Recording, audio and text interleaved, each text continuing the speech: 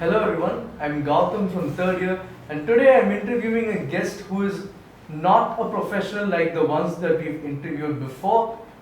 This guest is someone who took things in his own hands to create a destiny for himself, and that man is Venugopal Prasanna or Prasanna Venugopal, whichever you prefer. Prasanna. Yeah. Mr. Prasanna here founded a food business basically in 2021. It's called London Waffle Company. You must have seen it everywhere. I believe you have 10 different branches in Chennai itself. Yes. And 2 in Bangalore, if I'm not Yes, wrong. 2 in Bangalore, yeah. And I believe he will be expanding the business further. So, today we'll be talking to him about his college experience, how it molded his personality, his mindset towards business, and the various ideas he got, and how he, as a student of corporate secretaryship, ventured into a field that's not related to what we study, but still he borrowed from what he went through a lot at college. So, hi Mr. Prasanna. The first question that I naturally had was, how did you conceive the idea for London Waffle Company? There are so many ideas that you could have gone with. Why a food business? And when did you conceive this idea? Okay, so like I already mentioned to you guys, well, we were having a quick chat before opening. I was actually a professional cricketer. Business was not something that I thought I would start very soon, like after finishing college. I met with a small injury. So it costed me a lot to get out of that injury in terms of surgery, and I couldn't afford it at that given point of time. So again, if not cricket, I did not know what to do. I did try my good hand with the 9 to 5, but corporate was not something that I like. I couldn't put myself into it. I like to be free. I like to have my own timings and other things. Since I was into cricket already, though the basic discipline was there, other things were not something that I could actually relate to. So since that was the case, there were multiple things that I thought I would do, but waffles again. I had 2-3 other things also in mind, but waffles, since it was a little easy to understand, how to do it and what not to do or not to, and this is something that you don't need people who are like it does not need people who actually work at a very skilled workers are not needed in this. Since you can actually do it yourself, even if the work is not going to come there for a day, you can do it yourself. Thought maybe we'll try this. Had my own research done for 3-4 months. I had to test the batter. Batter is something that we create on our own. That's not something that you get in the market. So a good friend from Canada helped me understand how to make that batter and everything. He is a food science person. He was also an alumni of Vivekananda. Okay. Yes, so he helped me through that process.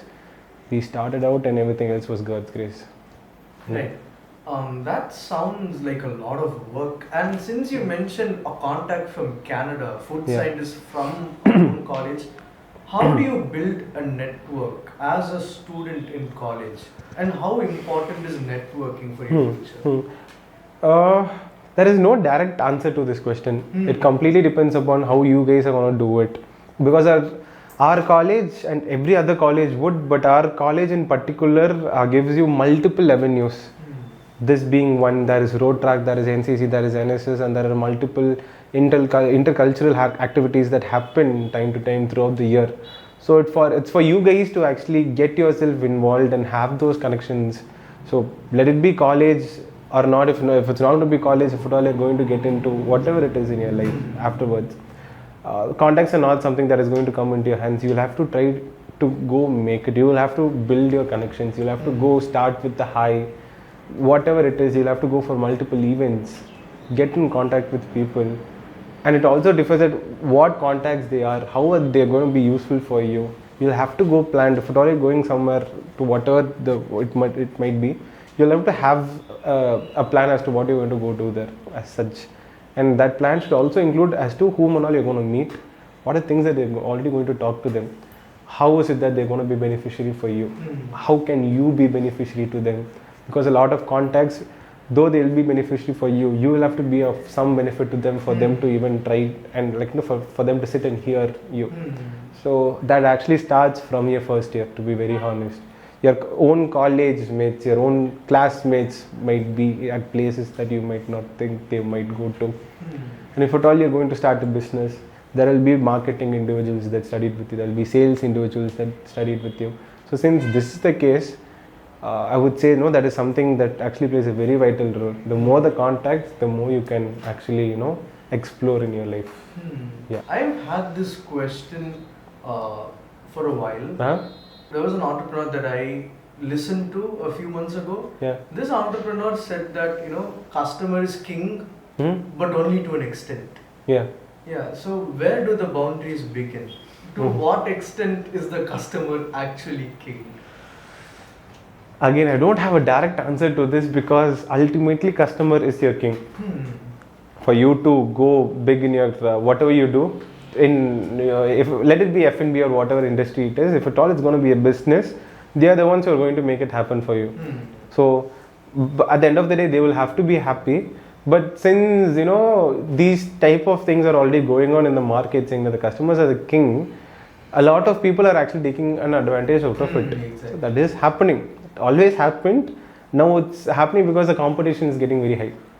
In terms of business, whatever sector you go into, there is heavy competition. So for customer to choose where you're going to go, it's a very hard thing actually. So customer is a king up to an extent where they are not going to misuse or I don't know how to put it in words. So there is a thin line where you will have to know as to up to where you can actually make sense to them, up to where you can actually take their whatever they're saying into consideration. But after a point, you're not supposed to, because they will harm your business in an indirect way. So for people who are not trying to take advantage out of it, yes. But if at all you think that people are actually taking advantage out of it, you'll have to have a thin line where that will come through experience. I'm not able to give an example where this happens. It happens in multiple ways. I have franchisee. I have given out around 10 franchisees. At times, my franchisee people take advantage out of it. They're also customers to me in a way. And there are customers in walk-ins. We have around 1,000 customers and 10,000 if I take all my franchisees into consideration. So people will try to take advantage out of it. It's for you to understand if they are actually taking it or not, and in multiple ways they will do it. You'll have to have a thin line. You'll have to draw that thin line for yourself, and you'll have to understand, which will only come through. You'll have to go through it. It will come only through, if you get into it properly, and experience, you'll actually get it. Yes. And I have a question about building your brand, because these days food stores are becoming more Instagrammable. It's all about social media. Some people, if 20 people are going to a shop, say, 10 of them would go there for the food. 5 of them would be genuinely hungry. The other 5 would be like, okay, this is new, I want to try it. Or I've been here before, I want to try it again. Yes.